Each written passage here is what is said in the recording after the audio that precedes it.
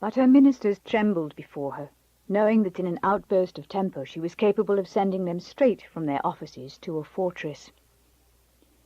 In the 2 years of her reign she had revealed a character at once authoritarian and capricious, so that foreign diplomats considered her the most difficult person to understand and to manipulate.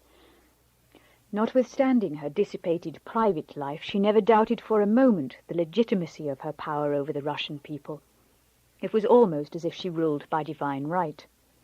From the beginning, therefore, she had thought it indispensable to ensure the line of succession. Having no children and unable to have any, she had thought of her nephew, Karl Peter Ulrich of Holstein, the son of her dead sister Anna and grandson of Peter the Great. The boy, sickly and almost retarded, was being brought up in Kiel by Holstein officers. They were giving him military training. From the age of 7 he had drilled with a little sword and musket, stood guard, learned the jargon of the barracks. One day, when he was 9, having been promoted to the rank of sergeant, he was standing guard with a musket at the door of the room where his father was banqueting with friends. So many succulent dishes paraded past him that he could scarcely keep back tears of longing. When the second course arrived, his father relieved him of his post, publicly conferred upon him the rank of lieutenant, and ordered him to be seated among the guests. The child was so overcome with happiness that he lost his appetite and could swallow nothing. He was to say later that this had been the happiest day of his life. In 1739, when his father died, Brumer, Grand Marshal of the Ducal Court, had become the boy's chief tutor. The Holstein Brumer was a dull-witted brute and a fanatical taskmaster, a horse-trainer. With no regard for his pupil's delicate health, he would punish him by depriving him of food or by forcing him to kneel on dried peas, so that, according to his other tutor, Stelin, his knees would become red and swollen. One day, Stelin had to intervene to prevent Brumer from beating the little prince with his fists. Peter Ulrich, terrorized, had called to the guard for help. Sometimes, when he was threatened by Brumer, the child would vomit bile. Under this treatment, he became fearful, underhanded, devious, deceitful. When Empress Elizabeth brought him to Moscow at the age of 14 in February 1742, she was disappointed by the adolescent, graceless in body and mind, who Brumer presented to her. She herself liked red-blooded males and wondered anxiously if this miserable specimen would be able to sit upright on a throne. The only language he spoke fluently was German, and he was a Lutheran. He had not the least inclination for governing a country. Never mind, she would have to make do with the materials at hand. The most important thing was to ensure the future of the Romanov dynasty. Baptized Peter Feodorovich, according to the Orthodox rites, the Empress's nephew had been proclaimed Grand Duke and successor to the throne of Russia. Yet he despised his new religion, had not the slightest regard for the popes, balked at learning Russian, and wished he were back in his old country. In short, having swept the Mecklenburg family out of her path, a family that in the eyes of the people represented the German influence, Elizabeth had taken the curious step of adopting another German as her heir, and now she was offering him a German fiancé. This fiancé, for all her youth, was a discerning judge of character. Welcomed with joy by Grand Duke Peter, she was, of course, touched by his evident liking for her, but she found his conversation childish and his feelings dubious. The reason he was so happy to see her was that at last he had a companion of his own age. In that short space of time, Catherine was to write in her memoirs, I saw and understood that he cared but little for the nation over which he was destined to rule, that he clung to Lutheranism, that he had no affection for those about him, and that he was very much a child. The polite interest that Sophie seemed to take in Peter's conversation encouraged him to speak freely. He confessed to her that he thought she was very nice as a relative, but that he loved another young lady by the name of Lapukina, who unfortunately had been sent away from court after her mother was convicted of political intrigue, had her tongue cut out and was exiled to Siberia. He added innocently that he would have liked to marry this young lady, but that he was resigned to marrying her, Sophie, because his aunt wished it. I blushed to hear these confidences, and thanked him for his premature trust in me, she writes. But in my heart I was astonished at his imprudence and his want of judgment about many things. Now she knew where she stood. She must not expect any happy surprises so far as matters of the heart were concerned. She had had a feeling it would be that way, even before she left for Russia.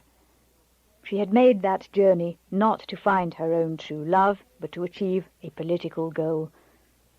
She was not yet 15, but instead of following her mother into the dazzling world of court intrigues, she chose to remain in the shadows, preparing for her future with a studious persistency. She had realized from the first that in order to please the Empress, impress the dignitaries, and win the affection of both great and small, she must become as Russian as if she had been born on Russian soil. While her fool cousin Peter antagonized everyone around him by affecting German manners, she accelerated her study of the Russian language and Orthodox religion. Her religious teacher was the priest Simeon Todorsky, a shrewd, cultivated, broad-minded man. Speaking German with ease, he explained to Sophie that the Orthodox faith was not so different from the Lutheran as people said, and that she would not be betraying the promise made to her father if she changed from one to the other. The girl was only too happy to be convinced. God, she thought, could not be angry with her for changing religion when the Russian Empire was at stake. In order to prepare the ground, she wrote her father that there was no doctrinal discrepancy between the two religions, only the external forms of worship were different. These external forms of worship, of course, were somewhat disconcerting to her in their oriental pomp. Brought up in the severity of the Lutheran faith, she regarded this universe of guilt, incense, icons, candles, genuflections, and mystical chants as a setting that was required because of the brutishness of the people, as she put it. But the important thing was the exaltation of the soul, not the ritual that accompanied it. Christian Augustus, surprised at the speed with which his daughter had changed her mind, wrote her that she must give this trial grave consideration, but she had already chosen her camp. So eager was she to be Russified that her Russian teacher, Adodjurov, never tired of praising her zeal. She begged him to prolong the lessons beyond the prescribed time. To improve her knowledge of the language, she would get up at night and sit barefoot in her nightgown with her notebooks to memorize lists of words. She caught cold. At first her mother scolded her for coddling herself and ordered her to conceal her indisposition from the court, which was on the watch for the least sign of weakness in the Grand Duke's fiancé. She obeyed, but her fever went up. She fainted, and the doctors diagnosed acute pneumonia.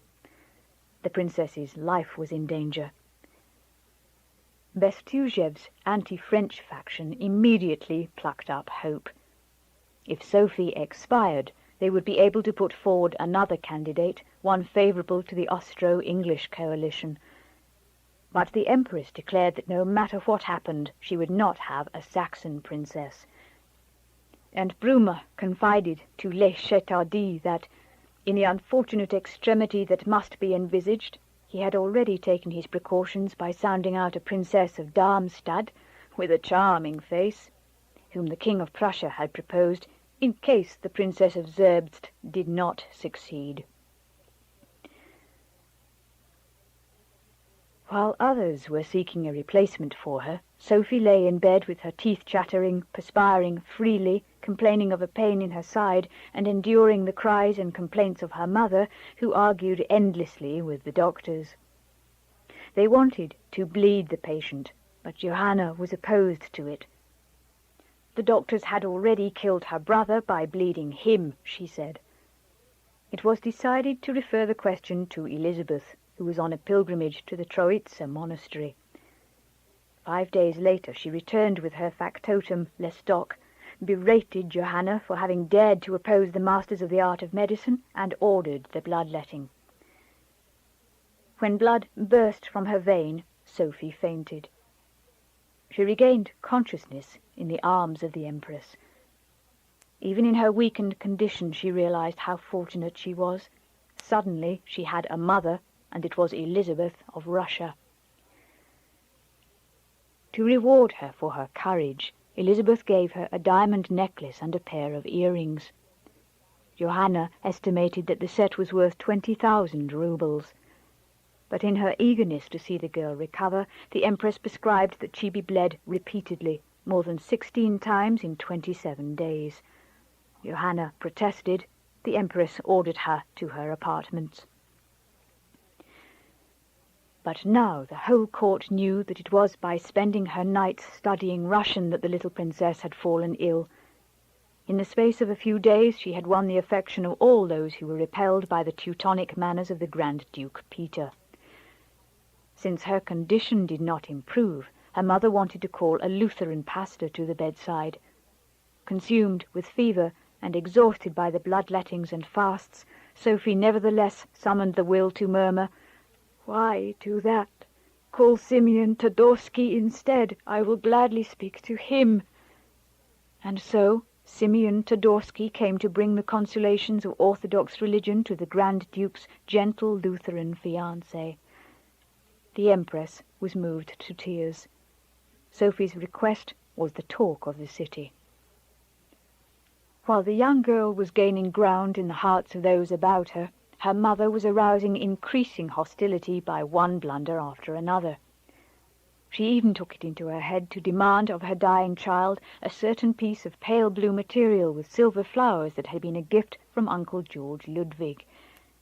Sophie reluctantly gave it to her. Seeing her so submissive, everyone was indignant over Johanna's selfishness.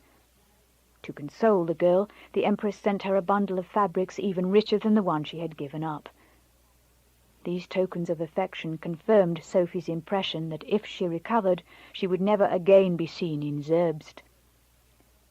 Tenaciously, despite her extreme weakness, she continued to take advantage of everything she saw, everything she heard. Often, with her eyes closed, she would pretend to be sleeping so as to overhear the conversation of the court ladies whom the Empress had assigned to watch over her. When they were alone together, they would speak their minds freely, and in that way I learned a great many things. Little by little, despite the potions and the bloodlettings, Sophie regained her strength. The danger was averted at last. She would be able to return to the fray. On April the 21st, 1744, her 15th birthday, she reappeared in public. "I had become as thin as a skeleton," she writes. "I had grown taller, but my face and features had lengthened. My hair was falling out, and I was deathly pale. I found myself frightfully ugly and could scarcely recognize my own face. That day the Empress sent me a jar of rouge and ordered me to put some on." A few days later, marching steadfastly towards the goal she had set for herself, she wrote to her father announcing that she intended to convert soon to the Orthodox religion. "As I find almost no difference between the Greek religion and the Lutheran, I have resolved, after having consulted your Highness's gracious instructions, to change, and at the first opportunity I shall send you my confession of faith. I flatter myself that it will content your Highness." As she wrote these ceremonious phrases, she knew perfectly well that her father would be deeply grieved to read them. But for her, Zerbst was now so far away that her German past seemed to belong to someone else. She had turned her back on it to face her new family, her new country. If only her mother didn't spoil everything with her constant bustling about, intriguing and plotting. Johanna now received in her salon Vice-Chancellor Bestuzhev's worst enemies, Lestock, La Chétardie, Maud felt Bruma. She was more nervous and talkative than ever. She thought she had a head for politics, but she had not noticed that for some time now the Empress had been very cold to her. In May 1744, Elizabeth and her court made another pilgrimage to the Troyat monastery. Sophie, Johanna, and the Grand Duke Peter were ordered to join Her Majesty there. No sooner had they arrived than the Empress summoned Johanna to her apartment. Lestock, the Empress's physician and adviser, followed. While the three of them discussed matters behind closed doors, Sophie and Peter, sitting elbow to elbow on the window ledge with their legs dangling down, chattered gaily together. Sophie had grown older since her illness, and she felt closer to the world of adults than to the childish universe in which her cousin still moved, playing with tin soldiers and repeating gossip from the servants' hall. An ill-bred, foul-mouthed, unloved boy, he did not look upon her as his betrothed or even a young lady. He had not the least consideration for her, yet he sought her company. While she was laughing at some nonsense he had been telling her, the door burst open, and Lestock reappeared with a black look on his face. "All this merriment is going to stop at once," he said roughly to Sophie. "You can pack your bags. You'll be leaving for home immediately."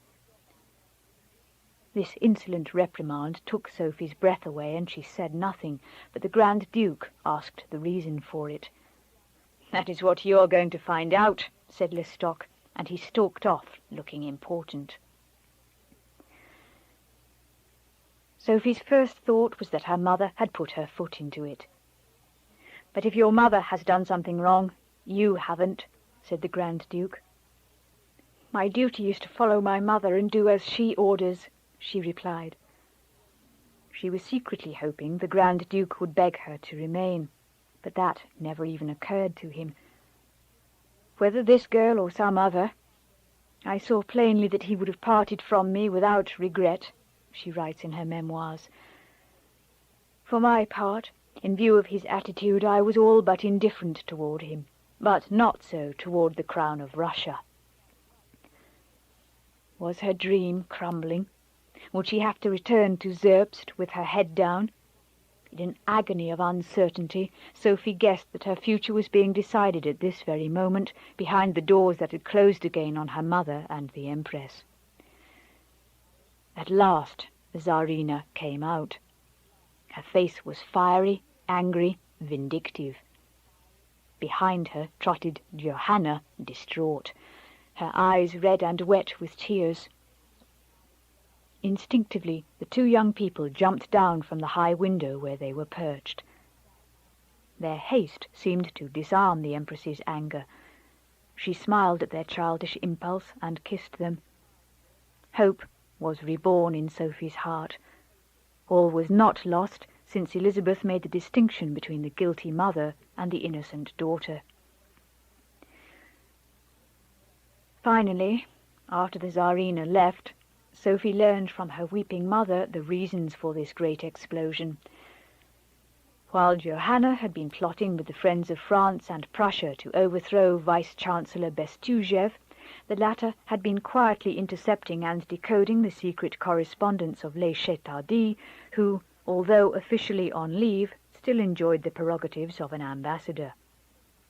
In these letters, which were highly irreverential, La Chetardis criticized the Empress for her laziness, lax morals and passion for clothes, cited Johanna's opinion in support of his own, and presented her as an agent in the service of King Frederick.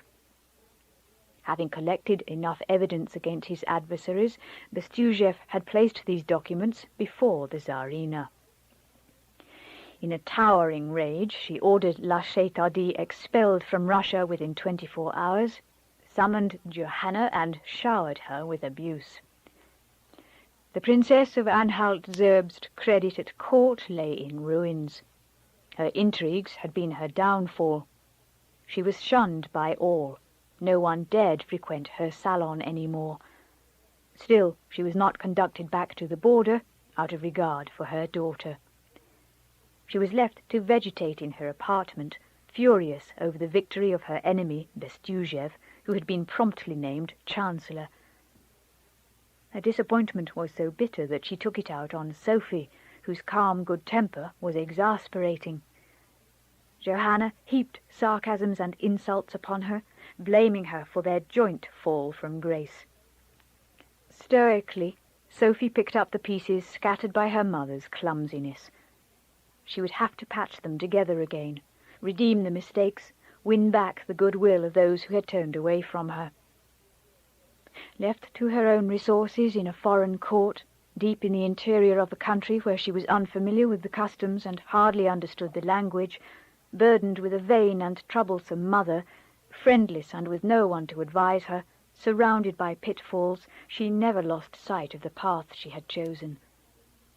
She must charm the Empress, since there was no hope of charming Peter, and conciliate the terrible Bestuzhev, since it was impossible to overthrow him.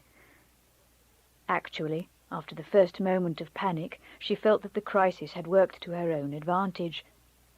It had been the ruin of Johanna, to be sure. But in contrast with the mother's underhanded scheming, the daughter's candour seemed all the more touching to the Tsarina. Certain now that she was on the right track, Sophie devoted herself to the study of the Russian language and Orthodox religion more fervently than ever. The storm blew over. Again there was talk of conversion and betrothal. Dates were proposed. There were grave discussions about the timing of the two ceremonies. Sophie tried her best to look with tenderness upon the pitiful Peter, with his pale complexion, shifty eyes, and hollow chest. Would a spark leap up between them? No, the Grand Duke was preparing to take a wife with as much indifference as if he were getting ready to change clothes. My heart boded no good, Catherine writes in her memoirs. I was sustained by ambition alone. There was something within me which never allowed me to doubt for a single moment that I should one day succeed in becoming Empress of Russia in my own right.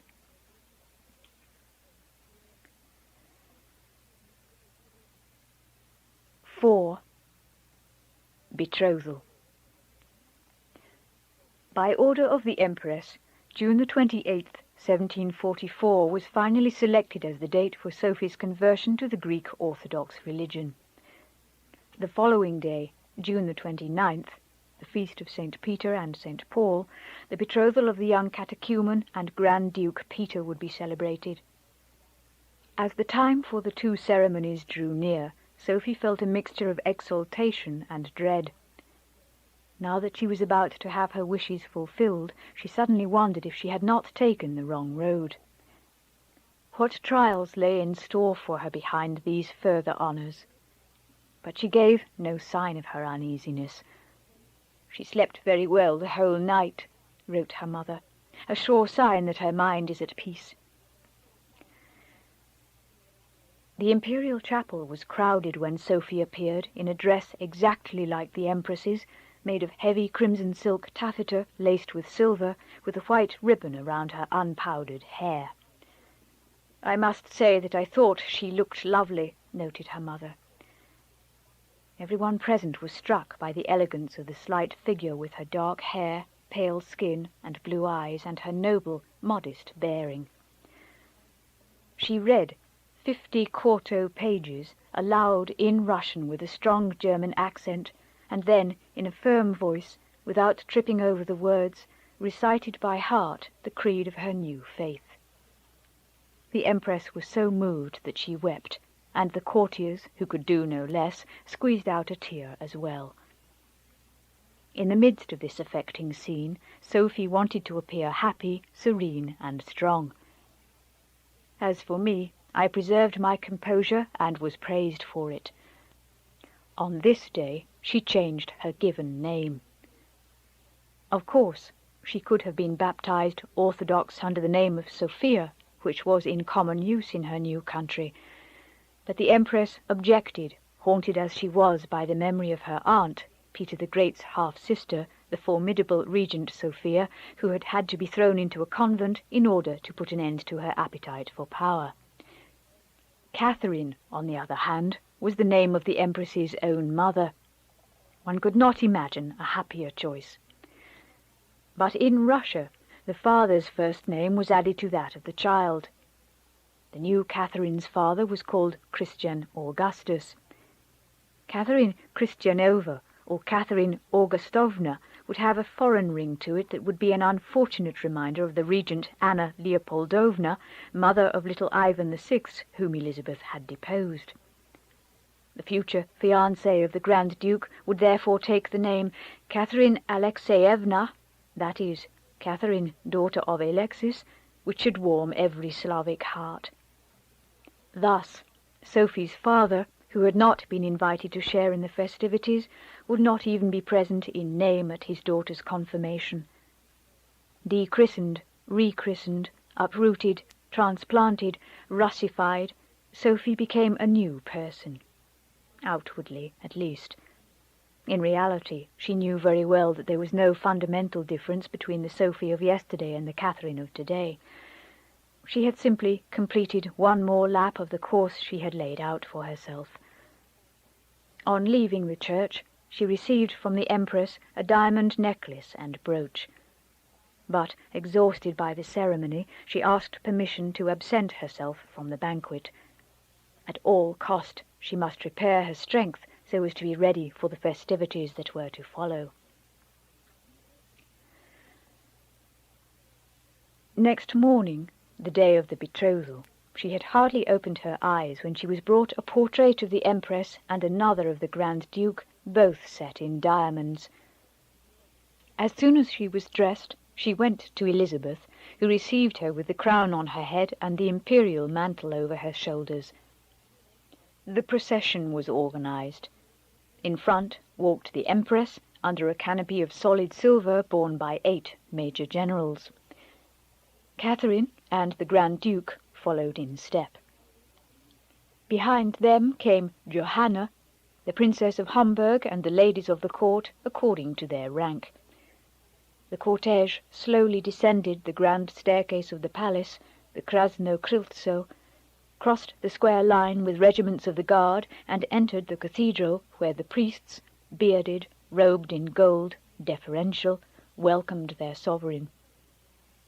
Elizabeth led the 2 young people to a dais hung with velvet in the centre of the church. Archbishop Ambrose of Novgorod celebrated the betrothal. The ceremony lasted 4 hours, during which time the entire assemblage remained standing. Catherine's legs grew numb. She was swaying with fatigue. At last they exchanged rings. The one he gave me was worth 12,000 roubles, Catherine writes, and the one he received from me, 14,000. After which, cannon were fired and all the bells of Moscow pealed forth. The little Princess of Anhalt-Zerbst had become Grand Duchess of Russia, Her Imperial Highness. She accepted this elevation in rank with smiling, calm, and modest dignity. Johanna, however, was boiling. Once more she thought she was not being treated with the consideration due to her. At the betrothal banquet she demanded to be seated with the Grand Duke and Duchess, beside the Tsarina. Her place, she said, was not with the other ladies of the court. The Empress took offence at her presumption. Catherine suffered in silence at this latest breach of decorum on her mother's part. The master of ceremonies didn't know which way to turn. Finally, a separate table was set up for Johanna in a private room with a glass window opposite the throne. There she dined, incognito, as it were. That evening at the ball she had her revenge when she was allowed to dance on the carpet spread before the throne, a carpet upon which, in principle, only the Tsarina, Catherine, and the Princess of Hesse were to tread while executing the minuet. These ladies were partnered by Grand Duke Peter, the ambassadors of England, Holstein, and Denmark, and the Prince of Hesse. The other courtiers performed the figures outside the sacred perimeter. The ball took place in the Granovitaya Palata, or Hall of Facets, the walls of which were cut like the inside of a pomegranate. A huge central pillar supported the low ceiling. Servants in French livery, with powdered wigs and white stockings, guarded the doors. The music was deafening. There was much bowing and scraping and kissing of hands. Johanna noted that when it was over, her right hand had been kissed so often that it was marked with a red spot the size of a German florin. "We were almost suffocated by the heat and the crowd," writes Catherine. After the celebration, the Empress redoubled her favours. There were gifts of jewels and precious stuffs, but also 30,000 roubles for whatever little expenses the new Grand Duchess might have. Note, it has been estimated that the gold rouble of Catherine's time would represent approximately 15 present-day American dollars. Catherine was dazzled by the enormous sum. She had never had any pocket money whatever. She immediately sent some funds to her father to provide for the care of her little brother, who was ill. Henceforth she had her own court, which the Empress had carefully composed to amuse her. Chamberlains, grooms of the bedchamber, ladies-in-waiting, all of them young and lively, and none belonging to the coterie that had formerly surrounded Johanna. The Empress had even included the son of Chancellor Bestuzhev. Now, when the Princess of Anhalt-Zerbst wanted to see her daughter, she had to have herself announced. Often a chamberlain was present at the audience. Etiquette obliged Johanna to show deference to one whom only yesterday she would not have hesitated to slap for misbehaviour. Humiliated by this reversal of the hierarchy, she complained about everything, starting with the little court that bustled around Catherine, too merry and frivolous, in her opinion. In the apartments of the Grand Duke and Duchess, the young people laughed at anything, played blind man's buff, jumped, danced, ran, took a harpsichord apart to slide down its lid. By participating in these childish games, Catherine tried to win the affection of her future husband. The Empress understood and encouraged the girl in her attempt to woo him, but Brumer, the Grand Duke's tutor, took a different view. He asked Catherine to help him reform his pupil's character. She refused. "I told him that it was impossible for me to do so, and that, if I tried, I would become as hateful to him as all the others around him." Instinctively, she understood that to conquer Peter, she must be exactly the opposite of those who were trying to improve him. If he came to her looking for a friend and found a governess instead, all was lost. While she was thus trying to lay the foundations for a happiness she had no great hope of achieving, the indefatigable Johanna was busy making new friends. But again she chose the wrong ones. The persons who gathered around her were the ones the Empress did not like. Infatuated with the Chamberlain Ivan Betsky, whom she had known for a long time, she made such a spectacle of herself with him that all the scandal-mongers at court were talking about an affair between them. Note, Betsky was the brother-in-law of the Prince of Hesse. Catherine was informed of it, but she was powerless to reason with Johanna, who considered circumspection and moderation to be unworthy of a woman of quality. Having had her fill of fêtes, balls, and banquets, the Empress prepared to leave for the holy city of Kiev. She had never had any difficulty in reconciling her taste for pagan amusements with her taste for religious exercises. Pleasure led her to prayer, and prayer inclined her to pleasure.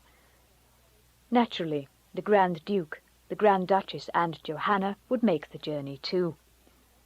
Catherine was torn between excitement at the prospect of travel and fear that her mother would commit some new blunder that would make trouble with the Tsarina.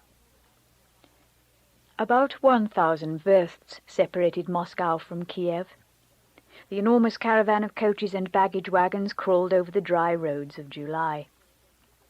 Days passed. Village followed village. The horizon retreated endlessly, and they were still in Russia. One would have thought Elizabeth's empire had no limits. Sitting in the carriage with her mother and her fiancé, Catherine eagerly looked out at the landscape and was filled with an impression of immensity and strength. Doubtless there was nothing greater in the world than this country which was henceforth hers. The Empress followed a few days' journey behind. It was said that she was in an ugly mood and had sent several members of her entourage into exile. At each relay station, 800 fresh horses awaited the arrival of the cavalcade.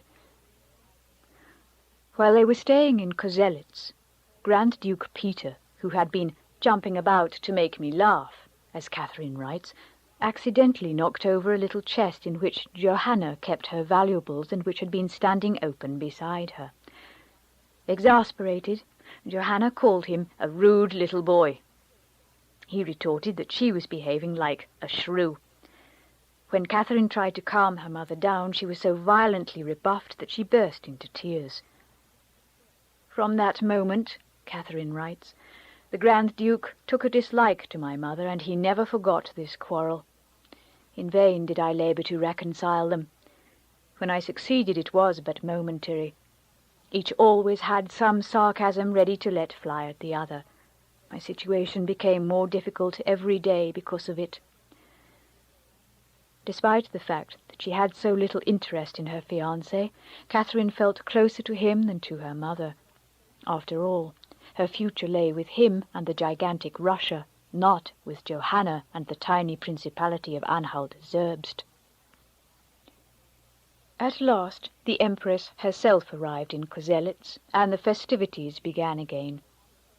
The courtiers would dance till they were out of breath, then play cards. Sometimes the bets at different tables amounted to as much as 50,000 roubles. The ladies vied with each other for the most sumptuous gowns, but lodgings were crowded. Catherine and her mother slept in the same room, and their ladies-in-waiting had to share the antechamber. Then the whole court, in great array, moved on to Kiev. There, even more than in Moscow, Catherine was struck by the solemn beauty of the religious ceremonies and by the fervour of the common people who prostrated themselves when the procession passed. The gold of the icons and chasubles stood in sharp contrast to the grey mass of ragged peasants, ecstatic pilgrims, and psalm-singing beggars. This vast gulf between the wealth of the church and the poverty of the faithful surprised the little German princess, who was accustomed to the severity of Lutheran churches. An unknown world rose up before her eyes, the world of the lower depths.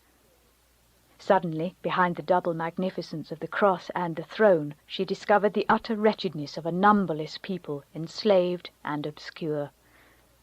Walking slowly beside the Grand Duke, behind the holy banners, she stole keen glances at the crowd and felt the terrible discrepancy between so much splendour and so much degradation. It was still only simple curiosity on her part, the kind aroused at the sight of wild animals, but this curiosity was accompanied by an uneasy feeling. Without being aware of it, she was taking her first real lesson in Russian. But soon she was drawn back into the whirl of court life. When the salon doors closed behind her, this plunge into the sombre depths of the country seemed to have been only a dream. After giving a great ball to celebrate her name-day, the Empress suddenly became restless. She was bored by everything. She must have a change of scene. So much for Kiev, its churches, monasteries, priests, catacombs. Her Majesty had made her purifying pilgrimage, and her only thought now was to return to Moscow. In Moscow, Catherine returned to a world of protocol, backbiting, intrigue, and dissipation, where everyone attempted to eclipse a rival or trip up an enemy. "They took me for a child," she writes in her memoirs. "I was very much afraid of not being liked, and did everything in my power to win those with whom I was to spend my life. My respect for the Empress and my gratitude to her were extreme. I regarded her as a divinity free from any defect. Accordingly, she used to say that she loved me almost more than the Grand Duke." And the Empress really did appreciate the new Grand Duchess's mixture of gravity and gaiety, of willpower and submissiveness. At this period, while Catherine was learning her trade as a public personage, she was nevertheless passionately fond of dancing. Every day at 7 in the morning the French ballet master Landais would come with his pocket violin and teach her the latest steps from France. He came again at 4 in the afternoon, and in the evening Catherine amazed the court with her graceful performance at balls and masquerades. Some of these masquerades were in dubious taste. For example, the Empress had decided that every Tuesday the men should dress up as women and the women as men. Awkward and grotesque in their great hoop skirts, the men silently cursed their sovereign's whim, while the women bemoaned having to appear in unbecoming clothes that were too tight for them. But Her Majesty was enchanted. She knew she looked ravishing dressed as a man. "The only one who looked perfect," writes Catherine, "was the Empress herself, to whom men's clothes were most becoming. She was very beautiful in them." Actually, these masquerades were a pretext for much simpering and jostling. The ladies and gentlemen, tripping over their borrowed costumes, would fall over one another in the dance. One evening, Catherine, who had been knocked down in the course of executing a figure, found herself on all fours under the hoop-skirt of the Chamberlain's Sivers, and her girlish laughter amused the whole court.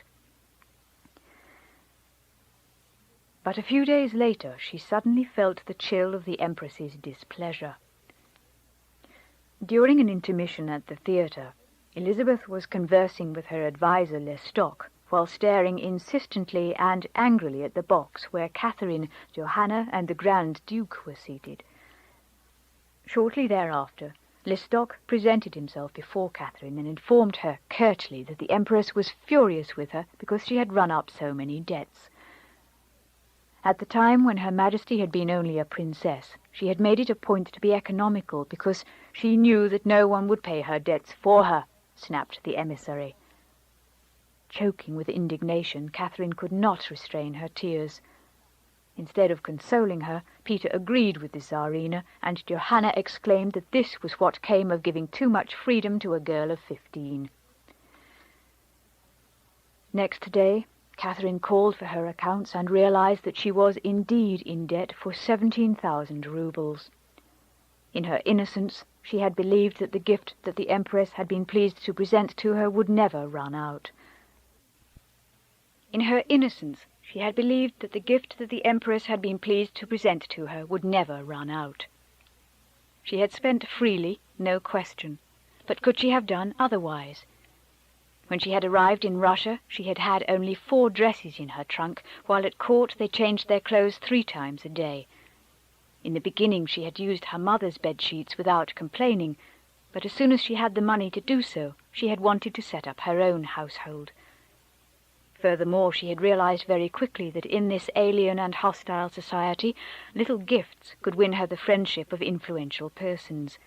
And so she had loaded the people around her with presents, including her mother so as to sweeten her temper, and the Grand Duke to tie him to her more securely. Behind this accusation that she was a spendthrift, she saw the hand of the implacable Bestuzhev, who had been racking his brains to find a way of ruining her reputation with Her Majesty. Only yesterday she had considered herself Elizabeth's favourite, her spiritual daughter as it were, and now she received from her protectress a reproach that wounded her honour and cast doubt on her future. She was naive enough to be surprised that so great a sovereign could take pleasure in humiliating her. This experience revealed to her the 2 faces of the Empress, who charmed and terrorized in turn, and she understood the anxiety of the ministers and courtiers whose fortunes depended on a caprice from above. Day after day, with sweetness and diplomacy, she tried to ingratiate herself with the Tsarina again, and the latter, after a fit of rage, relented and eventually forgot the incident. Next, the Grand Duke came down with the measles. This illness, writes Catherine, caused him to grow considerably taller, but his mind was still very childish. During his convalescence he amused himself by having his valets and dwarfs, and even Catherine, whom he had honoured with a commission in his personal army, perform military drill in front of his bed. His tutors scolded him for his foolishness, He insulted them and sent them away. He was becoming increasingly touchy. Conscious of the prerogatives of his rank and age, he was 16, he now refused to let himself be ordered about. I was the confidant of his childish nonsense, notes Catherine, and it was not for me to correct him. I let him do and say what he pleased. She was so sweet with him that Peter was disarmed. Although he did not feel the least physical attraction for her, he liked to be with her. She was perhaps the only person with whom he dared speak freely. And for her part, though she saw him clearly for what he was and judged him without pity, Catherine recognized that in this foreign court she still felt safest with him. They had many things in common. They were both the same age, they both spoke German, they were both lost in a country they hardly knew, they both must serve their apprenticeship to power in the shadow of the Empress. As soon as the Grand Duke was on his feet again, the court left Moscow for St. Petersburg. Snow had fallen in abundance. It was very cold, and they travelled in sledges. At the Kotilovo relay, the Grand Duke began to shiver. His temperature rose rapidly. Spots appeared on his face. Rumour forbade the princess to enter the room because the patient already had all the symptoms of smallpox. It was a terrible scourge at the time. Johanna's own brother, the irreplaceable fiancé of the Tsarina, had died of it. In order to remove Catherine from possible contagion, her mother decided to continue the journey with her, leaving the Grand Duke in the care of his personal court. At the same time, she sent a courier to the Empress. Elizabeth, who had already arrived in St. Petersburg, left for Kotilovo again at once. The princesses met her returning sledge in the middle of the night on the snow-covered road. Having asked them for news of her nephew, Elizabeth pressed on at top speed. This woman, who was so often frivolous, cruel, and selfish, did not hesitate to expose herself to mortal danger out of a simple sense of duty. She had hardly arrived in Kotilovo when she installed herself at the patient's bedside and declared her intention of caring for him herself. The remonstrances of her entourage were of no avail. Proud though she was of her beauty, even the threat of disfigurement could not keep her away from the bed where Peter lay shaking with fever. She was to remain at his side for 6 weeks. When she heard about the Empress's courage, Catherine was rather sorry that she had agreed to follow her mother instead of remaining in Kotilovo. In St. Petersburg it seemed to her that certain courtiers, foreseeing the death of the Grand Duke, were already turning away from her. Her future was being decided far away in a stifling room among vials of medicine. Powerless to influence the course of destiny, she was reduced to praying and to writing respectful, affectionate letters to the Empress, inquiring after the health of her fiancé. She wrote these letters in Russian, or, more precisely, she copied over the conventional, overblown sentiments that her Russian teacher, Adodjirov, composed for her. Doubtless the Empress was not deceived by the subterfuge, but she was touched by the attentions of this child who was trying so earnestly to forget that she was German. The court, which had returned to the capital without the Tsarina, buzzed and plotted. Johanna foresaw the ruin of her hopes and picked constant quarrels with her daughter. While waiting for what would happen, Catherine tried to keep her mind off her anxiety by following the wise advice of the Count of Gyllenborg, the official envoy of the Swedish court. She had already met him in Hamburg, where inside of a few minutes the young diplomat, he was only 32, had been completely won by the girl's intelligence.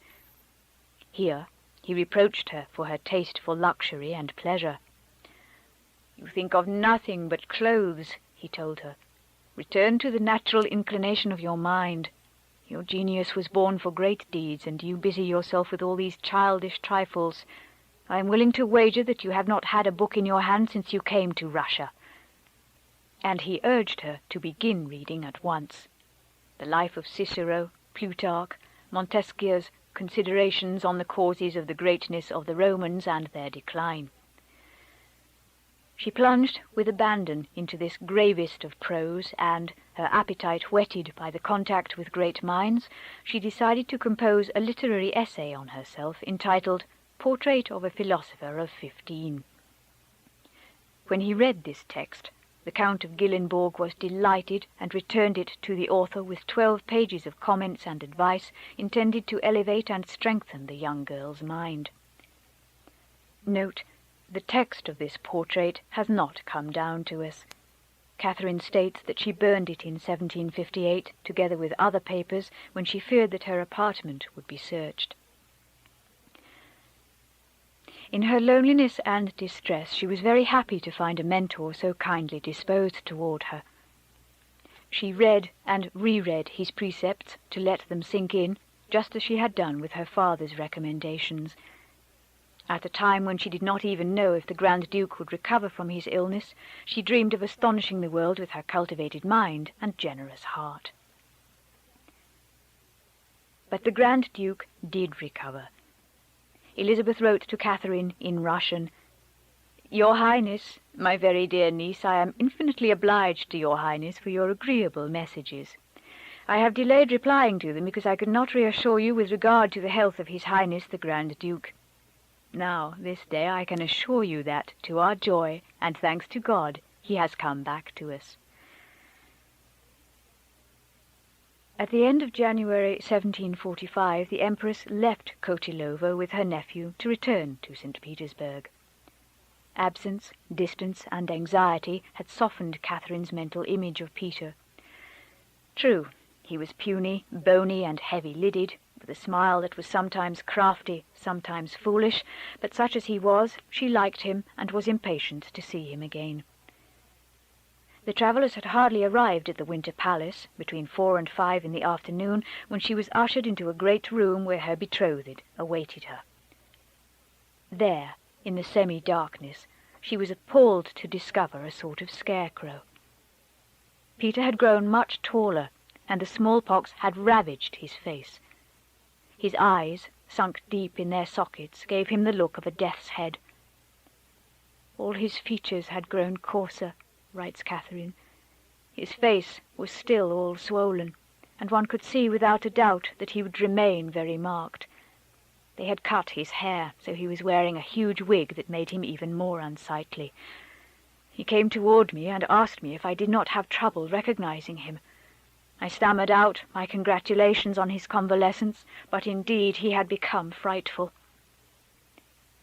Profoundly shaken by this brief interview, Catherine fled, regained her apartment, and fainted in the arms of her mother. On February the 10th, the Grand Duke's birthday, he was turning 17, the Empress gave up the idea of showing him in public, so disfigured was he by the smallpox, and invited Catherine to dine alone with her on the throne. Fearing that the girl might turn away from so unprepossessing a companion and impulsively break off the engagement, she redoubled her show of affection. She went into raptures over the letters Catherine had written her in Russian, had her speak in that language, praised her pronunciation, and exclaimed over her beauty, which, she said, had become more manifest in the last few weeks. The courtiers, who had held aloof from Catherine of late, took note of the renewed cordiality in the relations between the Grand Duchess and the Tsarina, and adapted their behaviour accordingly.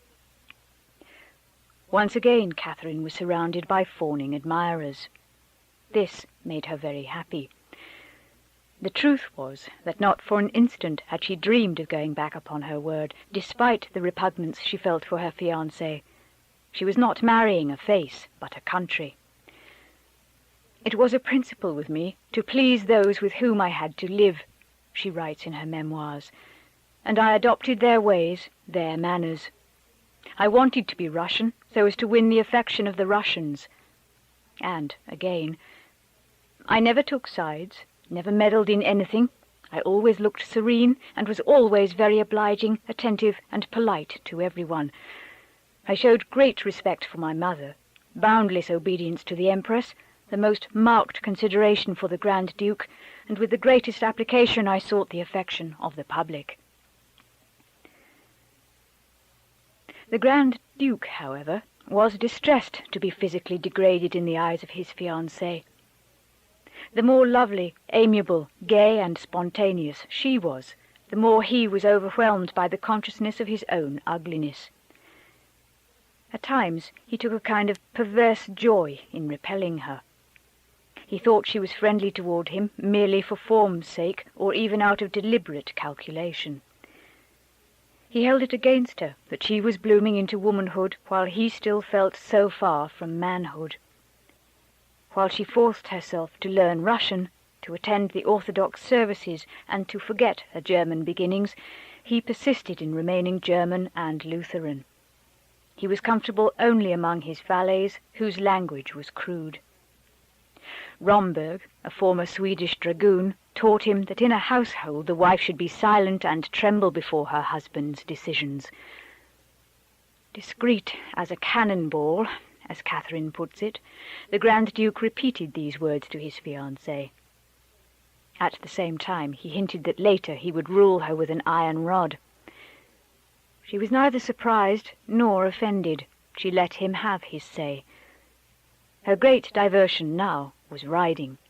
She was learning to ride at the barracks of the Izmailovsky regiment, and to build up her strength, following the advice of the doctors, she drank milk and seltzer water every morning.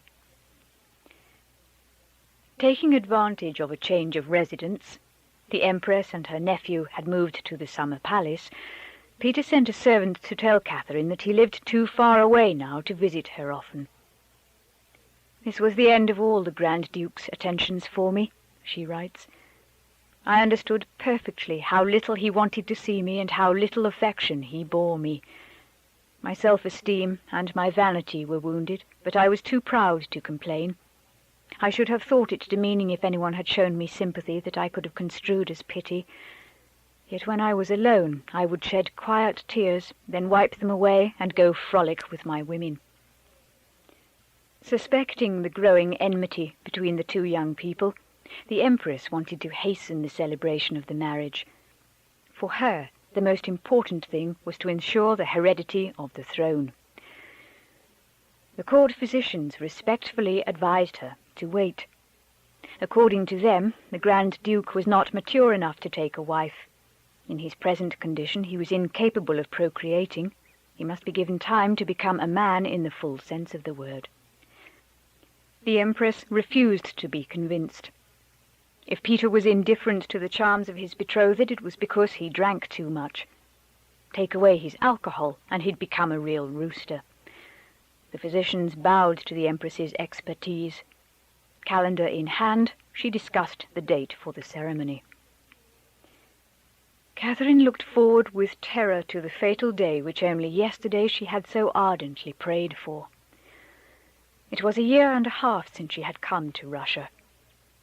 "The closer drew my wedding day," she writes, "the more dejected I became, and very often I would weep without quite knowing why." The idea of sharing her life with this great, awkward booby, as ugly as he was stupid, suddenly became abhorrent to her.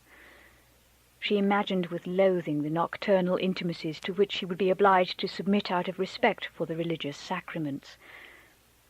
She was so innocent that on the eve of her marriage she did not yet know exactly what the difference between the sexes was, or what mysterious task was performed by a man who lay down in bed with a woman. Anxiously, she questioned her young ladies in waiting. Although they were very up-to-date on all the love affairs at court, the girls were unable to give the Grand Duchess any information concerning the physical act which, it was said, followed the spiritual exaltation. Gathered around Catherine's bed, excited and naive at the same time, they argued about it, each advancing her hypothesis, proposing her explanation, blushingly repeating the confidences of an older sister.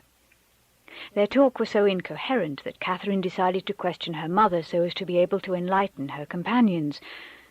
But Johanna took offence at the first question, refused to answer, and rebuked her daughter for her indecent curiosity. The Grand Duke also tried to find out what he would have to do once he was married. The lackeys who were his customary confidants described the mechanics of physical union for him in coarse language. They talked to him as if he were a boon companion when he was only a backward child. Instead of arousing him, they paralyzed him. Listening to them, he sniggered and was afraid. Around these two confused young people, the court was excitedly preparing for the celebration. Catherine, disappointed by her mother's ill temper, nervousness and lack of discretion, was hoping against hope that her father would be invited to the wedding. He, at least, in his rough simplicity, would be able to give her advice and support. For months he had been writing Johanna letter after letter, begging her to obtain from the Empress the invitation to which he was obviously entitled. But the Empress was afraid the narrow-minded Lutheran would be revolted by the spectacle of the Orthodox nuptial rites and preferred to keep him away from the ceremony. Prince Christian Augustus would remain in Zerbst. Moreover, Johanna herself, having incurred the wrath of the sovereign, was barely tolerated in her daughter's entourage. She might think herself lucky not to be sent home before the great day like a servant dismissed for insolence. This was the first time that Russia had ever prepared for a ceremony of this sort. Having no examples from the past to go by, and wishing to make her nephew's wedding the talk of Europe, the Empress made inquiry at the court of France, which had just witnessed the marriage of the Dauphin, and at the court of Dresden, which had seen the wedding of Augustus III of Saxony, the son of the King of Poland. The specialists in protocol had the time of their lives. Information poured into St. Petersburg from every side. Reports from embassies, minute descriptions, samples of velvet and gold braid, sketches showing the details of French and Saxon ceremonies. Elizabeth compared, reckoned, calculated, imitated, innovated. She wanted to surpass all of Russia's rivals in refinement of etiquette and richness of costume.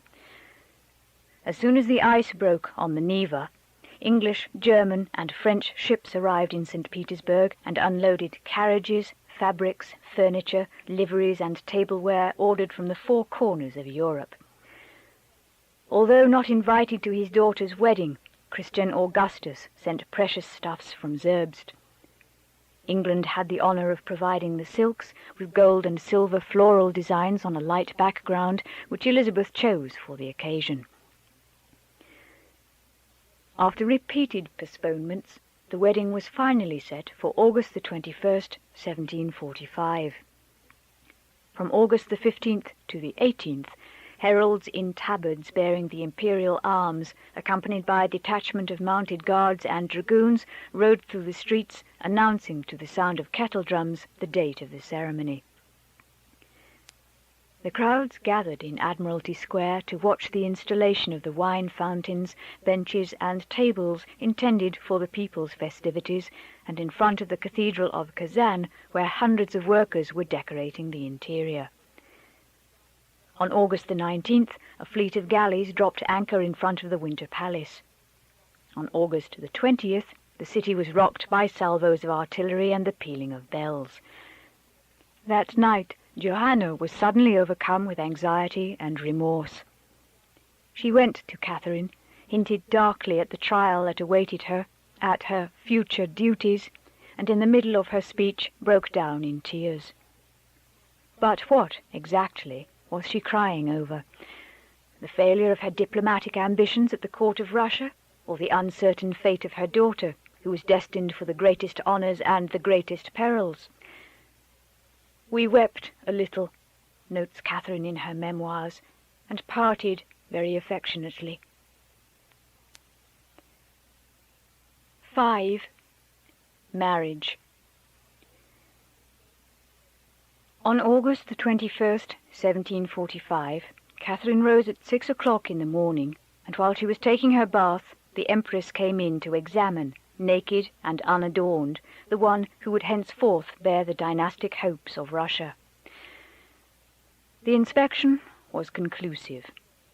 Having been certified fit for service, Catherine was turned over to her waiting women.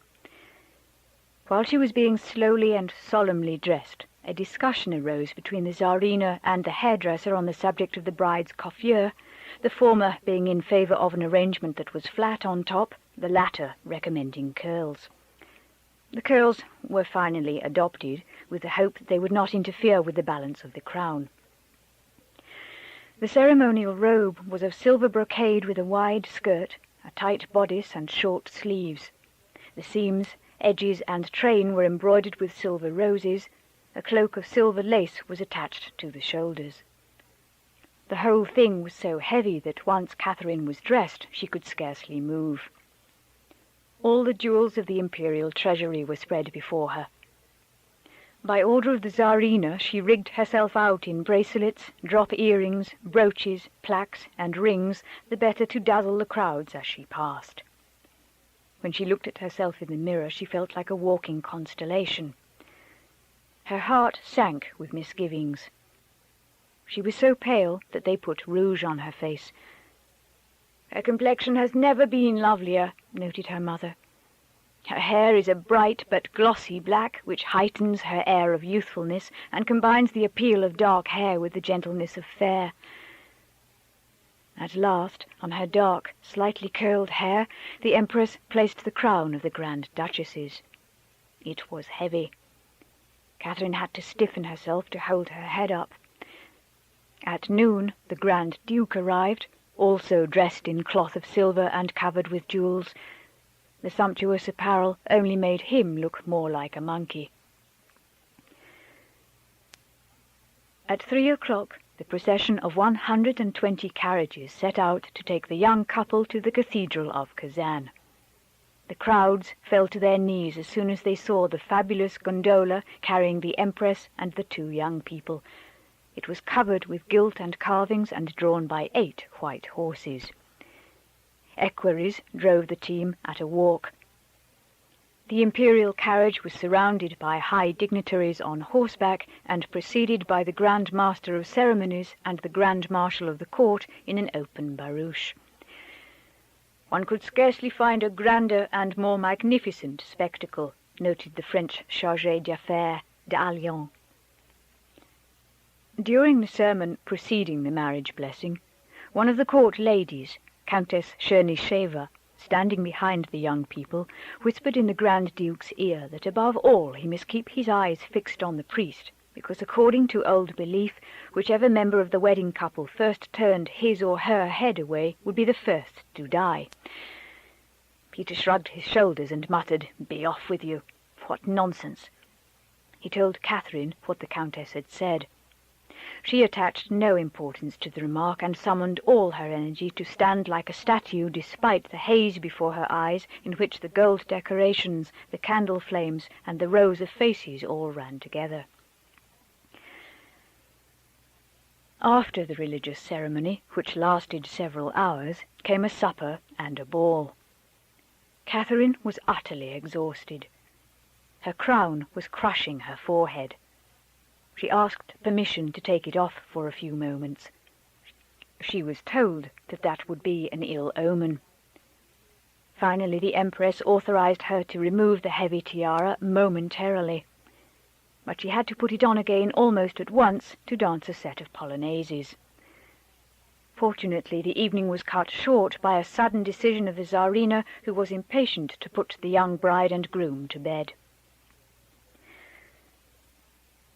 It was only 9 o'clock when Her Imperial Majesty, surrounded by the highest dignitaries of the court, a number of ladies in waiting, a few privileged individuals, and Johanna, escorted Catherine and Peter to the nuptial apartments. There the bride and groom separated, Peter withdrawing to change his clothes in a neighbouring room, while the women helped the girl to undress. The Tsarina took off Catherine's crown. The Princess of Hesse put on her night-dress. The Grand Mistress helped her into her dressing-gown. "Except for this," wrote Johanna, "there is much less ceremony attached to the undressing of the young couple than in our country. No man dares enter from the moment the groom has gone into his room to put on his night-clothes. They do not dance the garland, nor do they distribute the garter." Note, the garland, la guirlande, was in all probability a figure in which two concentric circles of dancers performed a kind of grand right and left, hand over hand. According to an old custom, the bride's garter was cut into small pieces to be distributed to the young men who wore them in their buttonholes. Relieved of her heavy finery, free to move but with dread in her heart, Catherine contemplated the ceremonial chamber in which the sacrifice was to be consummated. Walls hung with crimson velvet decorated with silver, a bed surmounted by a crown and covered with red velvet embroidered with gold, lighted candelabra here and there, and she herself, the target of every gaze, curious, amused, lewd, bantering, or compassionate. At last everyone withdrew, leaving her alone in bed with her terror. She lay there like a she-goat staked out for bait. Her mother had given her vague last-minute warnings. In her pink nightgown ordered from Paris, she awaited the shock, the onslaught, the agony, the revelation. She never took her eyes off the door through which the fearful, inevitable figure, her husband, must enter. But time passed, and the door remained closed. At the end of 2 hours she began to wonder what she should do. Should I get up again? Should I remain in bed? I had no idea. Toward midnight, Madame Cruz, the new First Lady's maid, came to her and, very gaily, announced that the Grand Duke had ordered supper for himself. While she lay counting the minutes, he caroused with his favourite valets. At last, having eaten and drunk his fill, he presented himself tipsy and quarrelsome, but in a joking mood.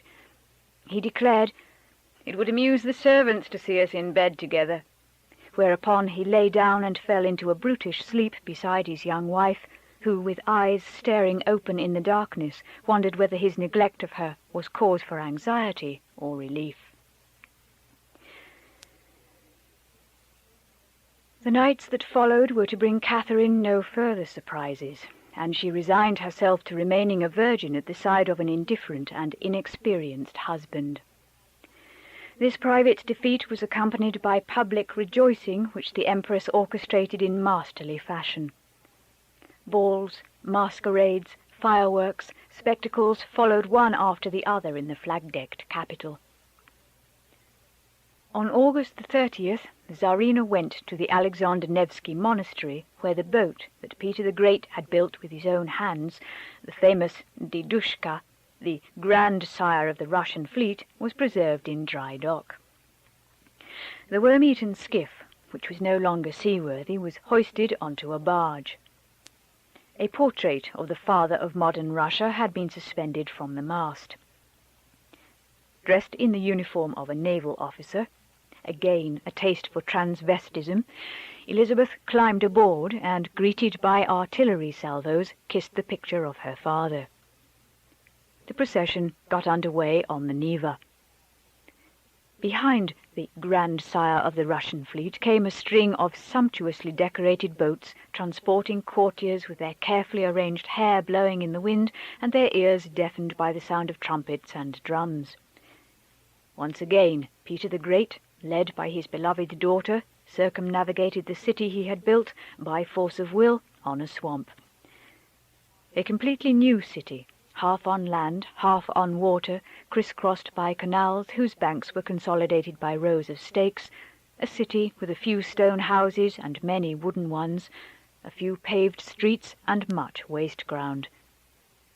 The only stone buildings, writes Catherine, were on the Millionaya, the Lugovaya, and the English Quay, and these formed a kind of curtain hiding the most disagreeable wooden huts imaginable.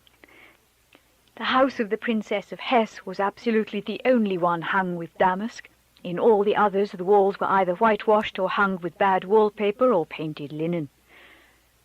No matter, Elizabeth was proud of her capital, and by organizing this excursion on the water under the patronage of Peter the Great, she declared to all that she had inherited the manly virtues of her father. While Johanna was enthusiastic over the arrangement of the procession and the wealth displayed, She described it in detail in her letters. Catherine was beginning to grow weary of the continual festivities. The balls were especially disappointing to her because young people were practically excluded from them. She had to dance interminable quadrilles with partners who were over 60, most of them lame, gouty, or decrepit. She would have liked to be closer to the Grand Duke, but, she says, my dear husband paid no attention to me whatever and spent all his time with his valets, playing soldier, drilling them in his bedroom or changing his uniform 20 times a day. I yawned and was bored, having no one to talk to, or else I was appearing officially in public. The new First Lady's maid, Madame Cruz, terrorized the young attendants whose chatter had formerly distracted Catherine.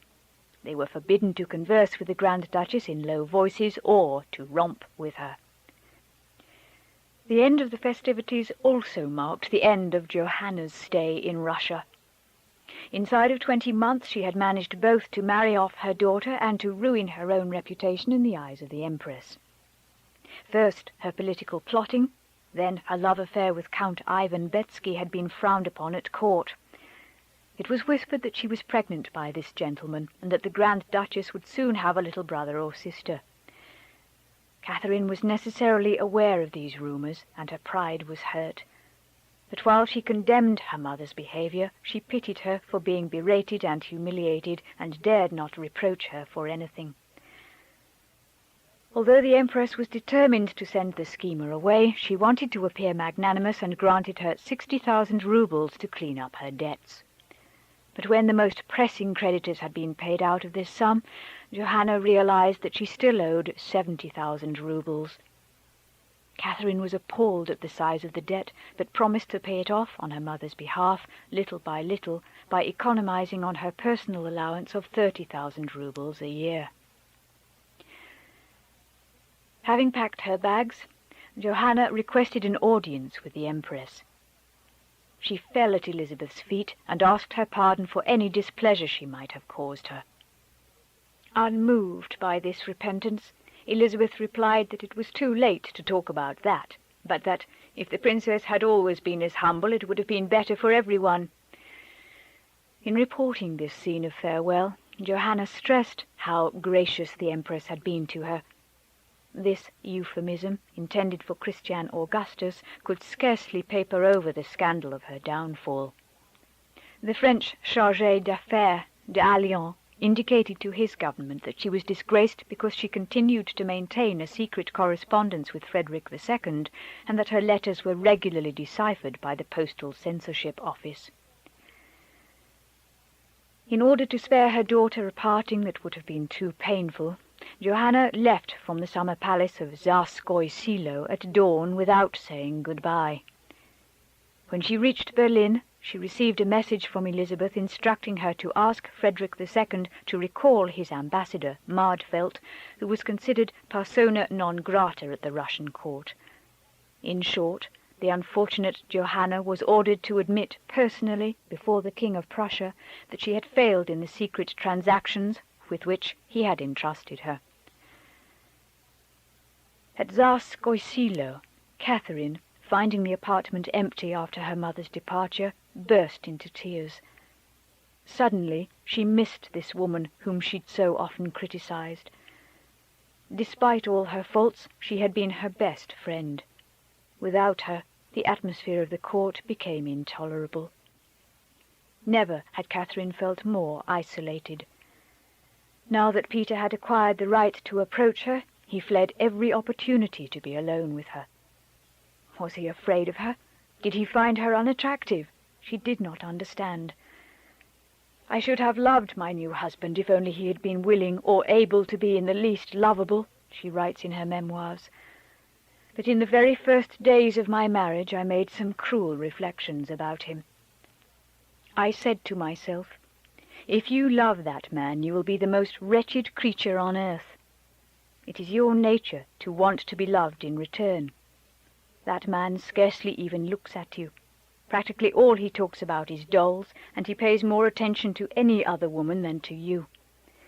You are too proud to complain, therefore, watch your step, if you please, so far as affection for this gentleman is concerned. Think of yourself, madame. This first impression, made on a heart of wax, remained, and I never got these reflections out of my head.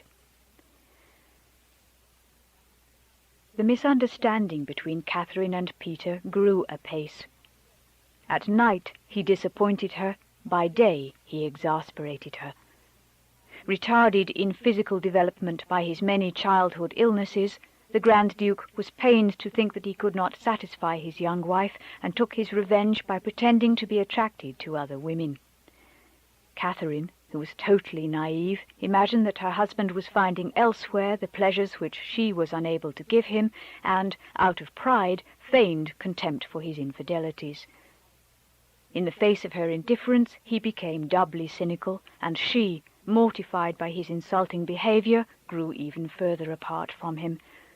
She thought he preferred any other woman over her. Doubtless she did not know that he was still a virgin. This childish couple, who at first had seemed so touching, were beginning to get on Elizabeth's nerves. She could not rest until the young people were married so as to ensure the future of the dynasty, but now that they were installed as heirs to the throne, she looked upon them with distrust and almost with hostility. Steeped in her own omnipotence, she found it hard to tolerate the sight of a successor, as if it were unthinkable the people should venerate someone after her. Peter and Catherine, whom she had regarded as her children, had suddenly become rivals who might be scheming against her. Would they and their friends not try to seize power before the time came? Every mark of esteem for the Grand Duke and Duchess became a sign of disrespect for the Empress. She decided to bring the young people to heel. The time of compliments was over. That of harassments began. To begin with, the Empress dismissed from court one of Catherine's maids, Maria Zukova, whose only crime was that she had been completely devoted to her mistress. Shortly thereafter, Catherine's first chamberlain, Zahar Chernyshев, was obliged to leave on a diplomatic mission to Ratisbon. It is feared that he may lose his head over the Grand Duchess. He never takes his eyes off her. Other courtiers who were suspected of being favourable to Catherine were removed on one pretext or another. Her Majesty wanted to have only her own people she was sure of, around the Grand Duke and his wife. She did harm gratuitously and arbitrarily, without the shadow of a reason, writes Catherine. Notwithstanding the Empress's increased severity toward her, Catherine continued to behave like an authentic Grand Duchess, learning Russian and attending Orthodox services. From her first days in Russia she had sensed that her only salvation would lie in a constant effort to become naturalized, acclimatized, identified with her new country politically and religiously. Once she had chosen a line of conduct, nothing would make her deviate from it. The Grand Duke teased her about her piety. Why didn't she hold aloof from all these mystical pretenses as he did? Just now he had a passion for puppet theatre. He had had one built for his personal use in a room adjoining the apartments of the Empress. One day, hearing voices on the other side of the partition, he took a drill and bored a number of holes in a door that was kept locked. Peeping through the openings, he discovered Elizabeth's private dining room. The Empress was seated at table with her official lover, Razumovsky, who was wearing a brocade dressing-gown. Around them were a dozen members of the Empress's confidential circle.